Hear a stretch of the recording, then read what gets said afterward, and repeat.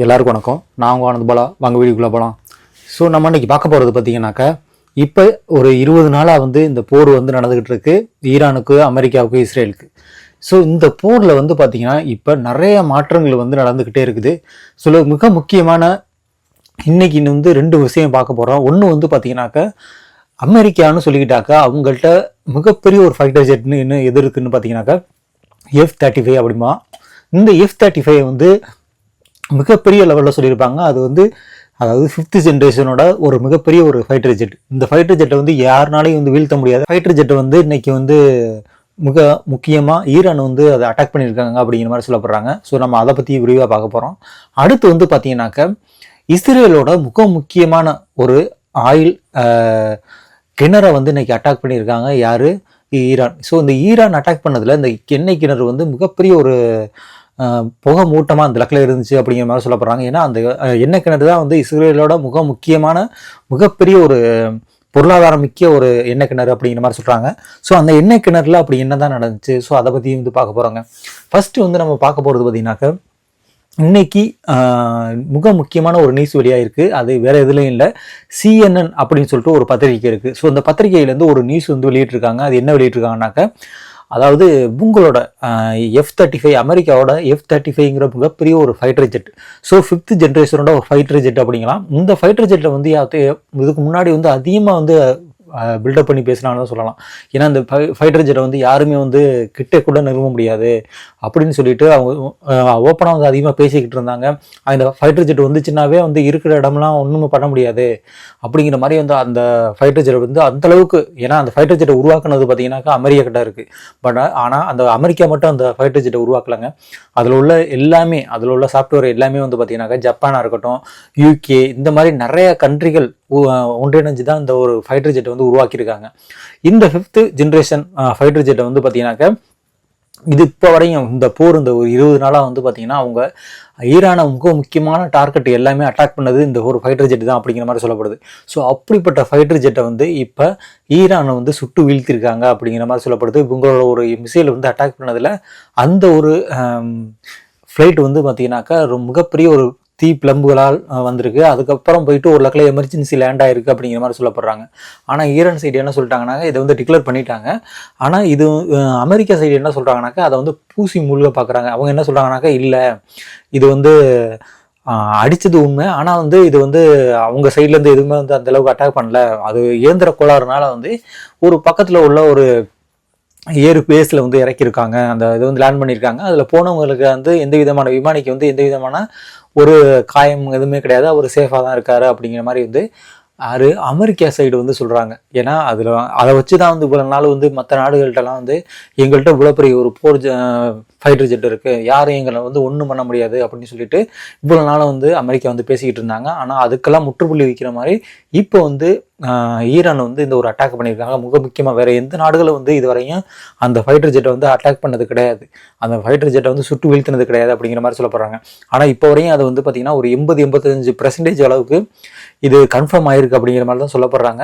பார்ப்போம், இன்னும் நியூஸ் ஃபுல்லாக வந்துருச்சுன்னா கண்டிப்பாக இது சுட்டு வீழ்த்தப்பட்டாங்க அப்படிங்கிற மாதிரி ஒரு குறிப்பிட்ட ஒரு நியூஸ் வந்துடும். ஏன்னா இப்போ ஈரான் சைட்லேருந்து ஒரு சில வீடியோலாம் வெளியாயிருக்கு. ஒரு கொஞ்சம் நிமிஷம் தான் அது அந்த வீடியோ ஒரு மிசைலை போய் அட்டாக் பண்ணுற மாதிரியெல்லாம் விசிபிளாக மிகப்பெரிய ஒரு டாபிக்னு சொல்லலாம். அடுத்து பார்த்தீங்கன்னா நம்ம பார்க்க போகிறது, இப்போ ஈரான் என்ன பண்ணிட்டாங்கனாக்கா, இவ்வளோ நாளும் அவங்கள யார் இஸ்ரேல் ஈரானை அட்டாக் பண்ணிக்கிட்டே இருந்தாங்க. அவங்களோட மிக முக்கியமான ஏர் பேஸாக இருக்கட்டும், அவங்களோட ஆயில் ரிஃபைனரி பேஸாக இருக்கட்டும், மிகப்பெரிய முக்கியமான ஒரு சில பொருளாதார தளங்கள் மேலாம் அட்டாக் பண்ணியிருந்தாங்க. இப்போ பார்த்தீங்கன்னா ஈரான் என்ன பண்ணிட்டாங்கன்னா, அவங்களோட மிக முக்கியமான ஒரு எண்ணெய் கிணறுங்களாம், அந்த எண்ணெய் கிணறுல தான் பார்த்தீங்கன்னா ஈராக்கு பார்த்தீங்கன்னா அவங்களோட பைப்லைன் எல்லாம் அங்கே தான் அங்கே சுத்திகரிக்கப்பட்ட எண்ணெய் ரிட்டன் மறுபடியும் மற்ற நாடுகளுக்கு போகும் அப்படிங்கிற மாதிரி சொல்லப்படுறாங்க. அப்படிப்பட்ட மிகப்பெரிய ஒரு ஆலையில் அந்த ஆலை பார்த்தீங்கன்னா பேசன் குரூப் நிறுவனம் அப்படிங்கிறத சொல்கிறாங்க. அதாவது ஹைப்பா நகரம்னு சொல்லிடுறாங்க. அந்த ஏரியா பார்த்தீங்கன்னா ஹைப்பா நகரம் அப்படின்னு சொல்கிறாங்க. அந்த ஹைப்பா பெருநகரத்துல தான் வந்து இந்த ஒரு மிகப்பெரிய ஒரு ஆலை இருந்திருக்கு, இந்த எண்ணெய் ஆலை. ஸோ இந்த எண்ணெய் ஆலையை வந்து பார்த்தீங்கன்னா இப்போ ஈரானை வந்து அட்டாக் பண்ணியிருக்காங்க. இந்த ஈரான் அட்டாக் பண்ணதில் அந்த ஆலையில் வந்து இப்போ நடக்கக்கூடிய ஃபுல் ப்ராசஸிங்குமே நின்று போச்சான். அந்த ஆலையை வந்து இப்போ ஸ்டாப் பண்ணிட்டாங்க அப்படிங்கிற மாதிரி சொல்லப்படுறாங்க. அந்த அளவுக்கு மிக முக்கியமான ஒரு அட்டாக் வந்து இப்போ வந்து ஈரான் வந்து இஸ்ரேல் மேலே பண்ணியிருக்காங்க. நம்ம அடுத்து பார்க்க போகிறது பார்த்தீங்கன்னாக்கா, நேற்று சவுதி அரேபியா மேலே மட்டும் 11 ட்ரோன்களை வந்து அவங்க மேலே வந்து மிசைலை வந்து அட்டாக் பண்ணியிருக்காங்க. இந்த மிசைலில் எல்லாமே வந்து சவுதி அரேபியா வந்து அது டிஃபென்ஸ் சிஸ்டத்தை வச்சு அவங்கள வந்து கண்ட்ரோல் பண்ணியிருக்காங்க அப்படிங்கிற மாதிரி சொல்லப்படுது. ஏன்னா இவ்வளோ நாள் வந்து பார்த்தீங்கன்னாக்கா சவுதி அரேபியா என்ன சொல்லிட்டு இருந்தாங்க, இதுவரை ஒன்றுமே பேசாமல் இருந்தாங்க. அவங்க மேலே வந்து அங்கே அமெரிக்க பேஸ் இந்த மாதிரி அட்டாக் பண்ணிக்கிட்டு இருந்தாங்க. அவங்க எதுவுமே வந்து எதிர்வினை ஆட்டாமல் தான் இருந்தாங்க. ஆனால் இப்போ ஃபுல் மூச்சில் இப்போ என்ன பண்ணிட்டாங்கனாக்கா, அவங்க வந்து இனிமே வந்து எங்கள் மேலே அட்டாக் பண்ணிங்கன்னாக்கா என்ன எங்களோட இறையாண்மை மேலே ஃபுல்லாக அட்டாக் பண்ணிட்டீங்க அப்படின்னு சொல்லிட்டு யார் சவுதி அரேபியா சொல்கிறாங்க. நீங்கள் வந்து இனிமேல் வந்து நாங்கள் ஃபுல்லாக உங்களையும் அட்டாக் பண்ண போகிறோம் அப்படின்னு சொல்லிட்டு இந்த கல்ஃப் கண்ட்ரி எல்லாம் வந்து இப்போ ஒன்றா இணைஞ்சிட்டாங்க. ஸோ இதுக்கு என்ன ஒன்றா இணைஞ்சு இவங்கள ஒரு கமிட்டி மாதிரி ஒரு மீட்டிங் நடத்த போகிறாங்களாம். ஸோ இந்த மீட்டிங் நடத்த போகிறான்னு சொன்னோன்னே ஈரான் சைடு வந்து ஒரு அறிவிப்பை வெளியிட்டிருக்காங்க. அவங்க சைடு என்ன வெளியிட்டிருக்காங்கனாக்கா, இவ்வளோ நாளும் வந்து என்னையே ஒருத்தன் வந்து அடிச்சுக்கிட்டு இருக்கான், அதை ஒருத்த மட்டும் இல்லை 2 பேரும் வந்து என்னை அடிச்சுக்கிட்டு இருக்காங்க. ஆனால் அப்போல்லாம் யாரும் வந்து கேட்கல. ஆனால் இப்போ நான் உங்களை அடிச்சுட்டேன்னு சொன்னவனை மட்டும் வந்து உங்களுக்கும் வந்து என்னை வந்து அடிக்கணும்னு எல்லாரும் சேர்ந்து வர்றீங்களா, நான் எனக்கு வந்தால் மட்டும் தக்காளி சட்னி, ஆனால் உங்களுக்கு வந்து ரத்தம் அப்படிங்கிற மாதிரி வந்து இதில் வந்து இப்போ ஈரான் சைடு வந்து அவங்க சைடு வந்து அவங்க சைடு உள்ள ஒரு ஆதங்கத்தை வந்து கொட்டியிருக்காங்கன்னு தான் சொல்லலாம். ஸோ இப்போ வந்து பார்த்தீங்கன்னா இப்போ என்ன பண்ண போகிறாங்க, இந்த யுஏஇயாக இருக்கட்டும் இவங்க எல்லாருமே வந்து இப்போ எல்லாம் ஒன்று சேர்ந்துக்கிட்டு ஈரான் அடிக்கிறதுக்கு வந்து இப்போ பிளான் பண்ணிகிட்டு இருக்காங்க அப்படிங்கிற மாதிரி சொல்ல போகிறாங்க. ஆனால் ஈரான் சைடு இதை வந்து விடுற மாதிரி இல்லை. ஏன்னா எங்கள்கிட்ட வந்து இன்னும் 1 வருஷத்துக்கு உங்களை வந்து அட்டாக் பண்ணுறதா இருந்தாலும் அட்டாக் பண்ணிக்கிட்டு இருப்பான். ஏன்னா எங்கள்கிட்ட அந்தளவுக்கு வந்து ஸ்ட்ரென்த் இருக்குது. ஏன்னா எங்களோட தலைவர்களை நீ வந்து கொன்னாலும், ஏன்னா நேற்று கூட 2 பேரை வந்து கொண்டுட்டாங்க. அப்படி ஐஆர்சிஜிஎஸ் சேர்ந்த ஒரு முக்கியமான 2 தளபதியை வந்து நேற்று வந்து கொண்டிருக்காங்க. யார் அமெரிக்கா வந்து அட்டாக் பண்ணதில் வந்து இறந்து போயிட்டாங்க அப்படிங்கிற மாதிரி சொல்லப்படுது. அதாவது ஈரானும் வந்து அதை வந்து உறுதிப்படுத்தியிருக்காங்க. ஸோ அப்படி இருக்கும்போது இவங்க வந்து பார்த்தீங்கன்னா நீங்கள் எங்களை என்ன பண்ணாலும் சரி நாங்கள் வந்து இந்த போர் நிற்காது அப்படிங்கிற மாதிரி தான் வந்து இது வந்து நேற்று நடத்தின தாக்குதலில் கத்தாரோட முக்கியமான ஒரு எண்ணெய் கிணறு. ஸோ இந்த எண்ணெய் கிணறுன்னு பார்த்தீங்கன்னு வச்சுக்கல மிகப்பெரிய எண்ணெய் கிணறு அப்படின்னு சொல்லலாம். இந்த எண்ணெய் கிணறுலேருந்து தான் வந்து முக்கியமாக அதிகமான எண்ணெய்கள் வந்து மற்ற நாடுகளுக்கு போகுமா. ஸோ அப்படி போகக்கூடிய இந்த எண்ணெய் கிணறு வந்து நேற்று வந்து அட்டாக் பண்ணிட்டு இருக்கு. ஸோ ஈரான் வந்து அட்டாக் பண்ணதில் இதில் அதாவது $20 பில்லியன், அதாவது அமெரிக்க டாலரில் $20 பில்லியன் அளவுக்கு வந்து இது சேதம் ஏற்பட்டிருக்கு அப்படிங்கிற மாதிரி சொல்லப்படுறாங்க. ஸோ இதனால வேர்ல்டுக்கு போகக்கூடிய எல்லா எண்ணெய்களும் வந்து இது மிகப்பெரிய ஒரு பாதிப்பை ஏற்படுத்தும் அப்படிங்கிற மாதிரி வந்து மற்ற நாடுகளில் வந்து இப்போ மற்ற நாடுகள் தலைவர்கள்லாம் வந்து இப்போ பேச ஆரம்பிச்சிட்டாங்க. ஸோ அதனால என்ன பண்ணிட்டாங்கனாக்கா, இந்த இதில் வந்து அவங்க என்ன சொல்கிறாங்கன்னா, இது வந்து இடத்த வந்து சீரமைப்பு பண்ணுறதுக்கு வந்து பார்த்திங்கன்னா 36 மாதங்களுக்கு மேலே ஆகும் அப்படிங்கிற மாதிரி சொல்லப்படுறாங்க. அந்த அளவுக்கு வந்து சேதங்கள் ஏற்பட்டிருக்கு இந்த இடம். ஸோ இந்த ஆலையை வந்து இப்போ மறுபடியும் வந்து கொண்டுட்டு வர்றதுக்கு வந்து மிகப்பெரிய ஒரு, அதாவது நம்ம இதில் அமெரிக்க டாலரில் வந்து பார்த்தீங்கன்னாக்கா $20,000 மேலே வந்து இதுக்கு செலவு ஏற்படும் அப்படிங்கிற மாதிரி வந்து இப்போ கத்தார் சைடு வந்து சொல்லியிருக்காங்க. ஏன்னா கத்தார் சைடு வந்து அவங்களோட டிஃபென்ஸ் சிஸ்டத்தை வந்து ஆக்டிவேட் பண்ணியிருந்தாலும் முக்கியம் எல்லா மிசைல் நிறைய இவங்கள்ட்ட வந்து பார்த்தீங்கன்னா நிறையா மிசைல்களை வந்து அட்டாக் விட்டுக்கிட்டே இருக்காங்க யார் ஈரான் சைட்லேருந்து. ஸோ அப்படி இருக்கும்போது பார்த்தீங்கன்னா இவங்க சைடில் வந்து ஒரு சில மிசைல்கள்லாம் வந்து போயிட்டு அட்டாக் பண்ணுறதுல இந்த மாதிரி மிகப்பெரிய ஒரு சேதங்களை வந்து அவங்க சைடு ஏற்பட்டிருக்கு அப்படிங்கிற மாதிரி வந்து இப்போ வந்து அதிகமாக பேசிகிட்டு இருக்காங்க. ஸோ இது வந்து பார்த்தீங்கன்னா கத்தார் சைடில் நடந்தது. அடுத்து வந்து பார்த்தீங்கன்னா முக்கியமாக குவைத்தில் உள்ள ஒரு முக்கியமான ஒரு எண்ணெய் கிணறு வந்து அட்டாக் பண்ணியிருக்காங்க. ஸோ ஈரான் சைட்லேருந்து. ஸோ அதுவும் வந்து மிகப்பெரிய ஒரு எண்ணெய் கிணறு அப்படிங்கிற மாதிரி சொல்ல போகிறாங்க. அந்த எண்ணெய் கிணறு இவ்வளோ நாளும் வந்து அந்த ஸ்டேட் ஆஃப் ஹார்மோஸ்ன்னு சொல்லிட்டு ஒரு இடம் இருக்குன்னு சொன்ன பார்த்தீங்களா.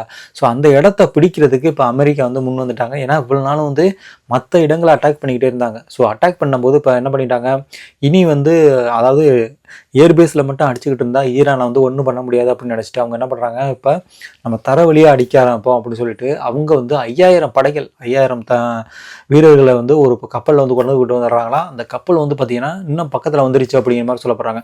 இனிமேல் தர வழியாக நம்ம தாக்குதல் நடத்துவோம் அப்படிங்கிற மாதிரி வந்து இஸ்ரேலும் அதாவது அமெரிக்காவும் வந்து இப்போ வந்து திட்டம் தீட்டிட்டு இருக்காங்களாம். ஸோ இதனால வந்து பார்த்தீங்கன்னா இப்போ என்ன பண்ணிட்டாங்க, இந்த ஸ்டேட் ஆஃப் ஹார்மோஸில் பக்கத்தில் உள்ள இடங்கள், பக்கத்தில் குட்டி தீவுகள் 6-7 தீவுகள் இருக்குது. ஸோ அந்த தீவுகள் எல்லாம் கைப்பற்றணும், ஒவ்வொன்றா கைப்பற்றி அந்த ஸ்டேட் ஆஃப் ஹார்மோஸே வந்து கைப்பற்றிடுவோம் அப்படிங்கிற மாதிரி வந்து இப்போ அமெரிக்கா வந்து பிளான் பண்ணியிருக்காங்களாம். ஆனால் அங்கே வந்து ஒரு குழுக்கள் கிடையாது, அங்கே பல குழுக்களாக வந்து பிரிஞ்சு கிடக்குறாங்க. யார் ஈரானை சேர்ந்தவங்க. அப்படி இருக்கும்போது ஒவ்வொரு குழுக்களும் வந்து அவங்க ஐஆர்சிசியை சேர்ந்த ஒவ்வொரு குழுக்களும் வந்து எப்போ வேணாலும் அட்டாக் பண்ணுவாங்க. ஸோ அதனால வந்து இப்போ என்ன பண்ணுறாங்கன்னா, இவங்க இங்கே உள்ள இடத்த கைப்பற்றுறதுக்கு, அதாவது ஸ்ட்ரெய்ட் ஹார்மோஸை வந்து கைப்பற்றுறதுக்கு இப்போ ஃபுல்லாக வந்து இறங்கியிருக்காங்க அப்படிங்கிற மாதிரி வந்து சொல்லப்படுறாங்க. ஸோ ஓவராலாக பார்க்கும்போது இப்போ இந்த போர் வந்து இப்போ நிற்கிற மாதிரி தெரியலங்க. ஏன்னா ட்ரம்ப் சொல்கிறாரு இன்னும் 2 வாரத்தில் முடிச்சிடலாம், இன்னும் 1 வாரத்தில் முடிச்சிடலாம் அப்படின்னு சொல்கிறாரு. ஆனால் இது நடக்கிறத பார்த்தாக்க இந்த போர் வந்து நிற்கிற மாதிரியே தெரியல. இப்போ வந்து என்ன சொல்லிட்டாங்க, நேட்டோ சைட்லேருந்து என்ன சொல்லிட்டாங்கனாக்க, நேட்டோ வந்து நாங்கள் உங்களோட இல்லை, நாங்கள் வர முடியாது, இது உங்களோட போர், நீங்கள் வந்து எங்களை இழுக்காதீங்க அப்படின்னு சொல்லிட்டு நேட்டோ சைடு, அதாவது வெஸ்டர்ன் கண்ட்ரிகள் எல்லாம் வந்து தனியாக போயிட்டாங்க.